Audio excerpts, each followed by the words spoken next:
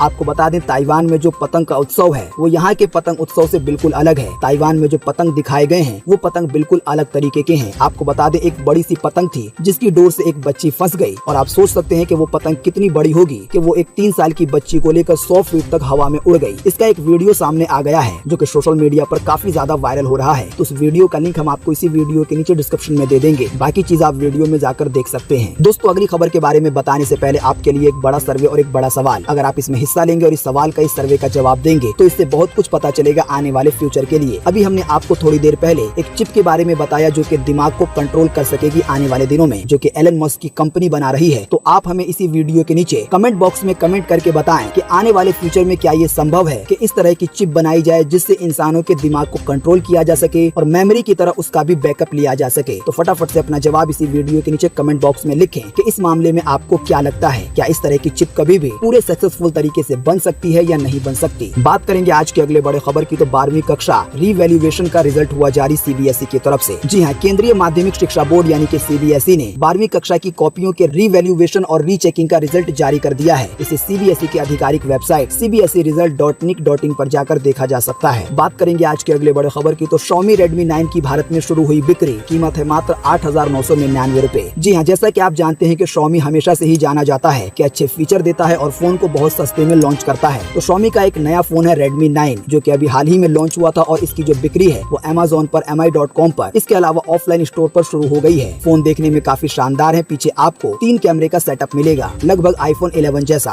Phone की कीमत बहुत ज्यादा बजट में है फीचर के हिसाब से और फोन का जो लुक है उसके हिसाब से फोन की कीमत मात्र 8,999 रुपए है। साथ ही में आपको बता दें, अभी एक और फोन है जो कि बहुत ज्यादा आपको बजट में मिल सकता है, जो आ रहा है मात्र 5,999 रुपए में, जो है Gionee कंपनी का Gionee Max। इसकी अच्छी बात यह है कि अगर आप इसे इंस्टॉलमेंट पर यानी कि EMI पर लेते हैं तो आप इस फोन को मात्र 667 रुपए देकर अपने घर ला सकते हैं। बाकी पैसे आपको EMI में देना होगा, यानी कि 500-600 रुपए आपको हर महीने देने होंगे और इसी तरीके से आपके पैसे पूरे हो जाएंगे। जिन लोगों के पास पैसे नहीं हैं तो वो लोग इंस्टॉलमेंट के जरिए इस फोन को खरीद सकते हैं। आपको बता दें, ऑफलाइन मार्केट में एक कंपनी है होम क्रेडिट के नाम से जो कि इंस्टॉलमेंट पे फोन दिलवाती है। अगर आपके पास आधार कार्ड वगैरह है तो आपको आसानी से मिल जाएगा। ज्यादा जानकारी के लिए आप अपनी नजदीकी मोबाइल शॉप की दुकान पर जा सकते हैं। बात करेंगे आज के अगले बड़े खबर की तो चीन के बढ़ते विवाद के कारण सोने चांदी की कीमत में आया भारी उछाल। आइए बताएं ताजा भाव। जी हाँ, एक बार फिर से दिल्ली के सर्राफा बाजार में सोना 161 रुपए महंगा हुआ है। इस महंगाई के बाद अब 10 ग्राम सोने की कीमत 52,638 रुपए हो गई है। वहीं अगर बात करेंगे चांदी की तो चांदी के दामों में 800 रुपए की बढ़ोतरी देखी गई है। इस बढ़ोतरी के बाद अब दिल्ली के सर्राफा बाजार में 1 किलो चांदी की कीमत 68,095 रुपए हो गई है। बात करेंगे आज के अगले बड़े खबर की तो DRDO में चल रही है भर्तियां। यहाँ है सरकारी नौकरी पाने का शानदार मौका। जी हाँ, जो भी लोग सरकारी नौकरी की तलाश में घूम रहे हैं तो उन लोगों के लिए हम कई सारी वैकेंसी लेकर आए हैं। पहली वैकेंसी है DRDO की तरफ से,